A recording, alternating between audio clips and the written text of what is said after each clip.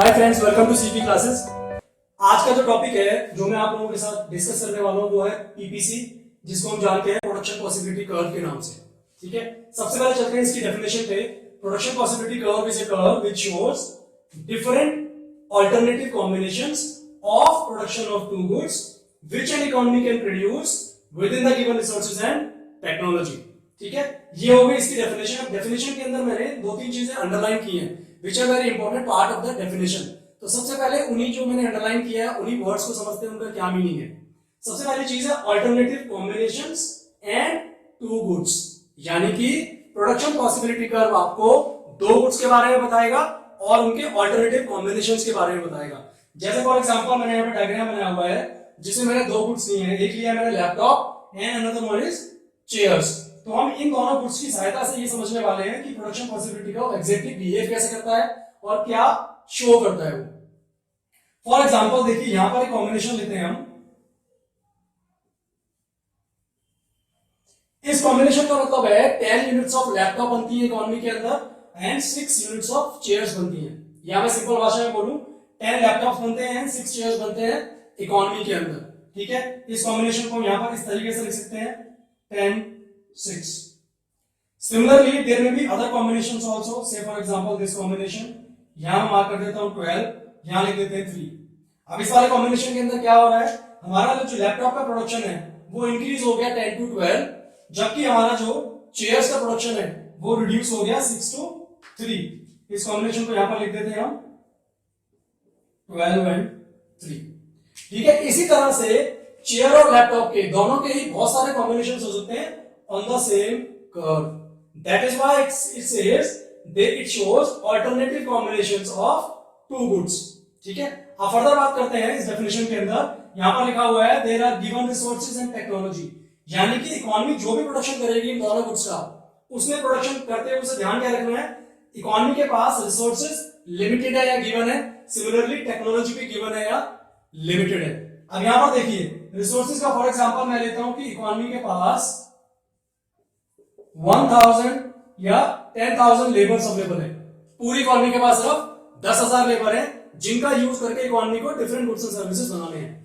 अब देखिए जब इकोनॉमी ने क्या किया था, जब इकोनॉमी इस पॉइंट से मूव होकर इस पॉइंट के ऊपर आई थी तो लैपटॉप का प्रोडक्शन बढ़ गया था 10 से 12, जबकि चेयर्स का प्रोडक्शन कम हो गया था 6 to 3।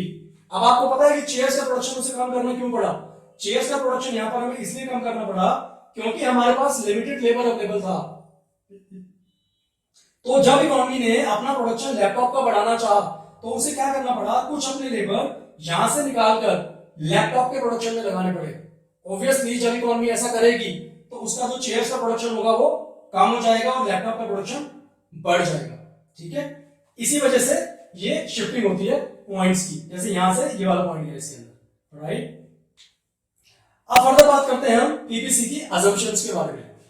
पीपीसी की जो अजम्पशंस हैं, जिसमें सबसे पहली अजम्पशन है limited resources.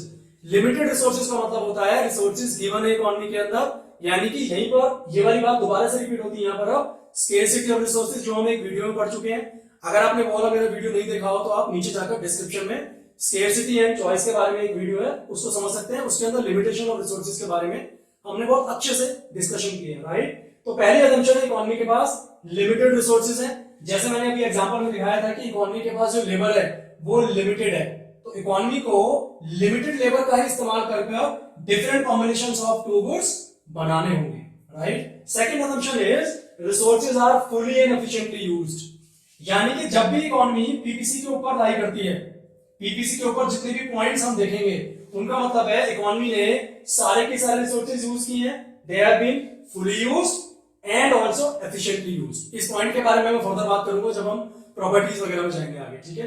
Third point is technology is given, यानी कि इकोनॉमी के पास जो टेक्निक है, टेक्निक ऑफ प्रोडक्शन जो भी अवेलेबल है उनमें कोई भी चेंज नहीं हो रहा, क्योंकि अगर टेक्निक ऑफ प्रोडक्शन में चेंज होगा तो डेफिनेटली पीपी की शेप बदलेगी। ठीक है, इसलिए यहां पर असम्पशन आई है कि टेक्नोलॉजी गिवन है। Now the fourth assumption which is very very important also, fourth assumption का मतलब है resources can be transferred from production of one good to another good. अब आपने देखा था जब डायग्राम में हमने अपना पॉइंट ऑफ प्रोडक्शन इस पॉइंट से लेकर जब हम इस पॉइंट के ऊपर आए थे तो हमारा लैपटॉप का प्रोडक्शन इंक्रीज हो गया था ना, जबकि हमारा चेयर्स का प्रोडक्शन कम हो गया था, क्योंकि हमने अपने रिसोर्सेज को चेयर्स के प्रोडक्शन से निकालकर हमने उन्हें लैपटॉप के प्रोडक्शन में लगाया था। क्योंकि ये वाला पॉइंट बोलता है, assumption बोलती है कि resources can be transferred from production of one product to another product. ठीक है, आई होप ये वाली आपको चीज समझ में आ गई होगी कि पीपीसी की डेफिनेशन क्या होती है, उसकी assumptions क्या होती है। एक बार मैं दोबारा से रिपीट कर देता हूं। पीपीसी बेसिकली में दिखाएगा different combinations of production of two goods जो एक इकोनॉमी प्रोड्यूस कर सकती है within the given resources and technology. ठीक है, अच्छा पीपीसी के साथ कुछ assumptions भी होती है, जैसे कि रिसोर्स लिमिटेड है इकोनॉमी के पास, टेक्नोलॉजी कांस्टेंट है या फिक्स है। एक और assumption थी जिसमें हमने बात की थी कि सारे के सारे resources fully and efficiently use होते हैं। another one was resources can be transferred from production of one good to another good।